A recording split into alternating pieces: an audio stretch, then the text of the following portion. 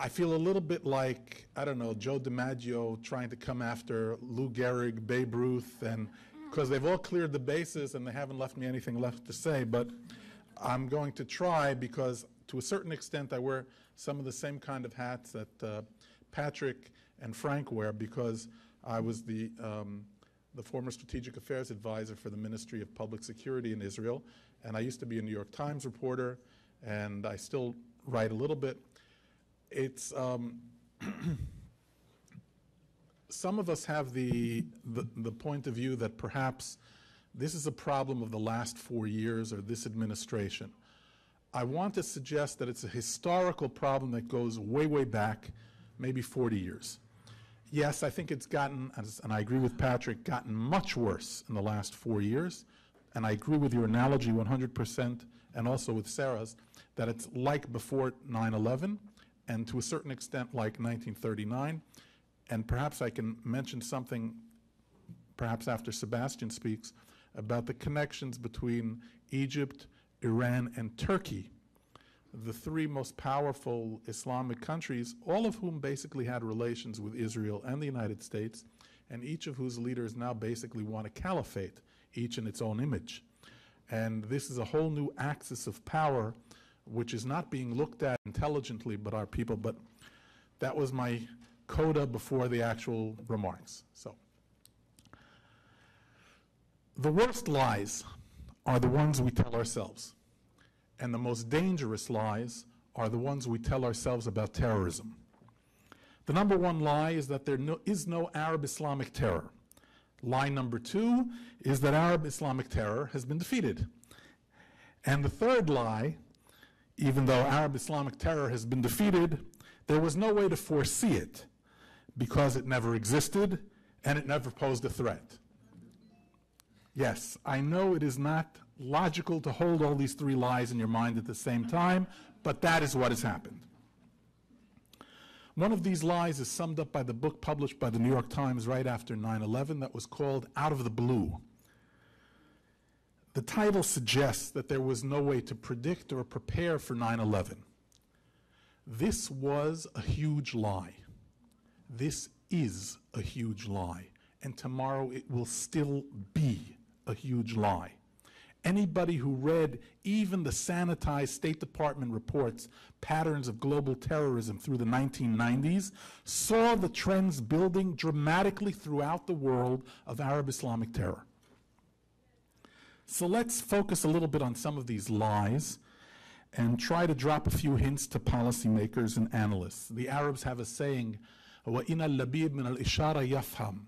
In a Talmudic verse, that's Dai l'chakima bilmiza, which means, and Moti Kedar, my colleague from Bar Ilan University, is also my teacher, is nodding along. It means a hint to the wise is sufficient. Of course, this presupposes that the wise are willing to learn. Again, the Talmud tells us that a wise man is he who learns from any man. And it presupposes an emotional intelligence that suggests, I don't know everything. There might be something out there that I can still learn from someone. I don't always see this around this town. Or in Israel. You're right, you're absolutely right. By the way, in my book, I talk about 12 countries. I do case studies of 12 countries and their lessons with fighting terrorism. And Israel is one of the biggest sub-chapters. I deal with it very strongly. Is the war on terror over? That question led off a 3-page advertisement in the New York Times Magazine a few weeks ago. And just yesterday I saw Time Magazine answered that question with its own article, The End of Al-Qaeda. For many of our governing elites, the war on terror is not a has-been. It's more like a never was. It was a blip on the radar screen or the TV screen for a few months after 9/11, and it is now receded beneath the waves like the bodily remains of Osama bin Laden. Let me just tell you just how bad we've been. The year before the 1993 World Trade Center attack, the CIA's top Mideast officer, a man by the name of Graham Fuller, said that Americans had nothing to fear from Islamic fundamentalism. I'm going to read you the quote. I have it in the book. I have quotes by all of these geniuses. You'll see it there. It is time to demystify the phenomenon of Islamic fundamentalism and to see it for what it is, a movement that is both historically inevitable and politically tameable. Historically inevitable and politically tameable. First of all, when you see somebody starting to say historically inevitable and you see the ineluctable dialectics creeping across your eyeballs, you're dealing with somebody who's never studied sociology, culture. They're just into economic determinism and da-da-da-da-da and bury your head in the sand. Well, the next year, after this wonderful prediction by Graham Fuller, he did not eat his words even after the first World Trade Center attack that could have killed 50,000 people. If the truck had been parked 2 feet over in another direction, both pillars would have collapsed. 50,000 people would have died within 2 minutes. We think about 9/11, 3,000. 1993 could have been 50,000 in a matter of minutes. Graham Fuller never ate his words. He also didn't eat his words, and he was talking about the Islamic fundamentalists. That was his terminology. I wouldn't use it. His terminology for the North African escapades of the Algerian Revolution and others. 200,000 people were murdered in Algeria in the next coming years by waves of Islamic fury. These waves included the decapitation of entire villages of Muslims by people who thought they were more religious Muslims.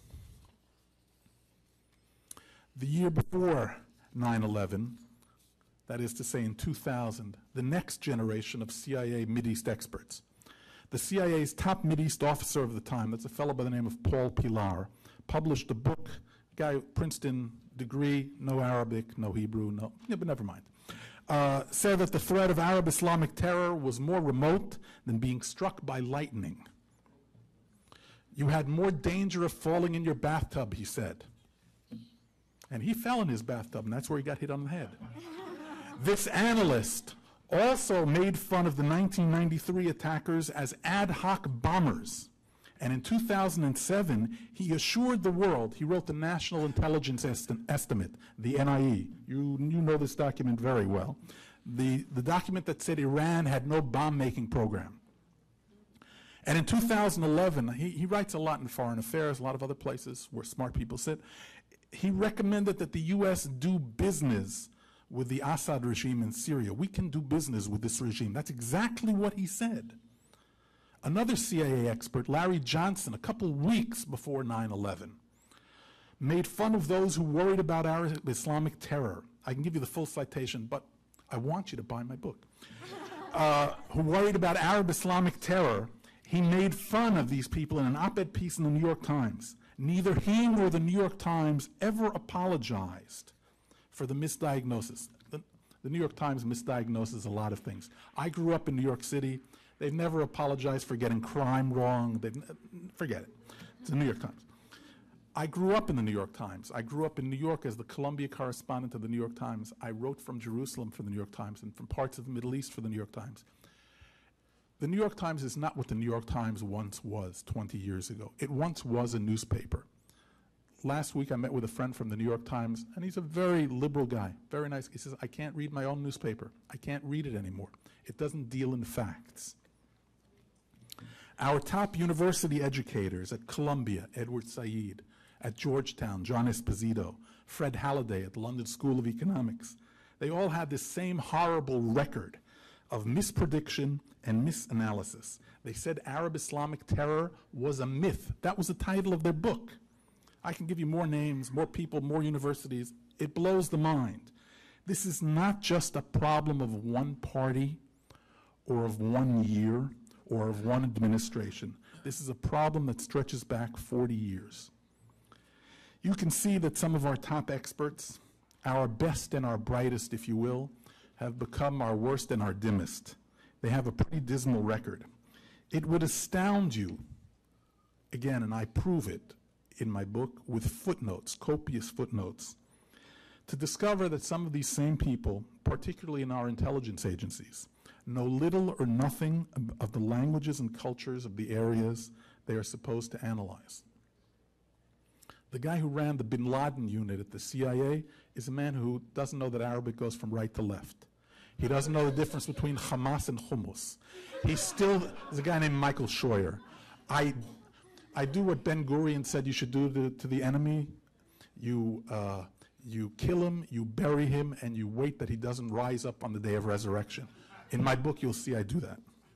Churchill put it a different way when he was talking about Stanley Baldwin. He said, burn him, bury him, take no chances. I don't. It's in the book.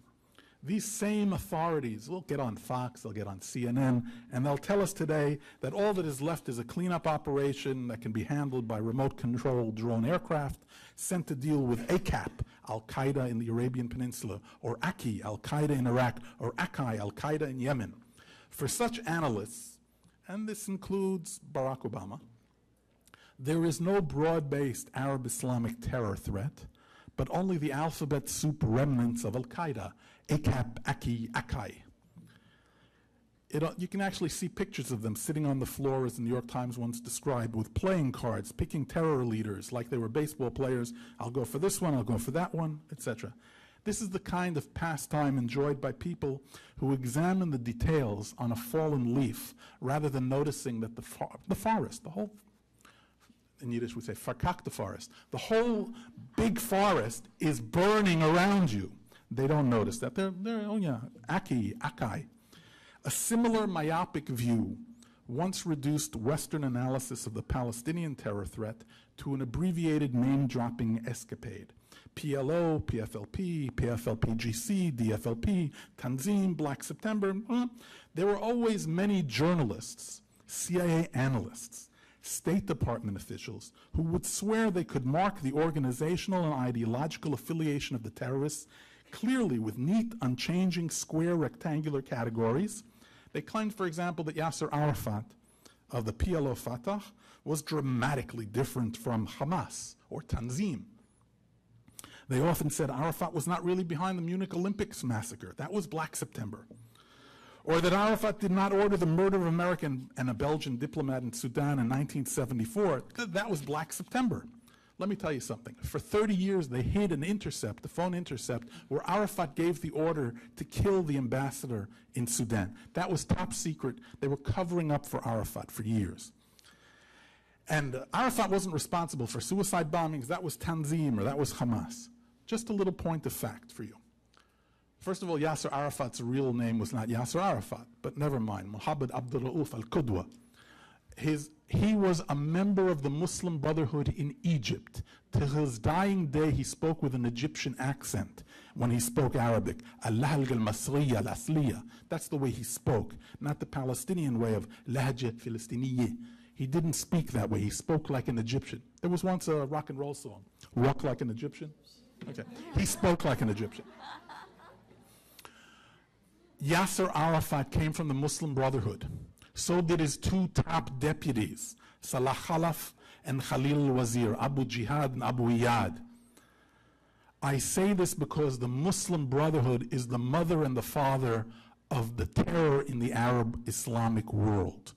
Its name, Jama'iyat al-Ikhwan al-Muslimun, comes from the term Ikhwan, brotherhood, who were the shock troops of the Wahhabi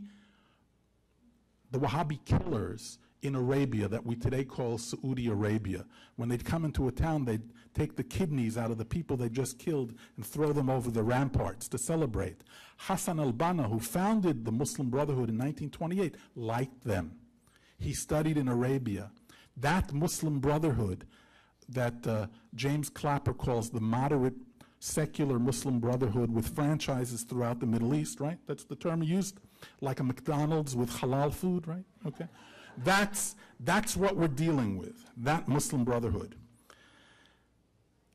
Going back years, looking at the Muslim Brotherhood and Arab Islamic extremism, when you talk about it, people at the New York Times and other places will talk about it with a sarcastic terminology, the green menace, as if you talk about it, you're a red scarer, you're like Joe McCarthy. The communists didn't knock down any buildings in New York that I know about recently. This is a real threat. This threat is really here. And when the buildings fell on 9/11, so did the network of lies and prevarications that America and the West were not really threatened by Arab Islamic terror. But much more quickly than the buildings can be rebuilt, they still haven't been rebuilt, the structure of deception has been re-erected, and it is bigger than ever. We are dealing with a terror threat that has gone well beyond Al-Qaeda.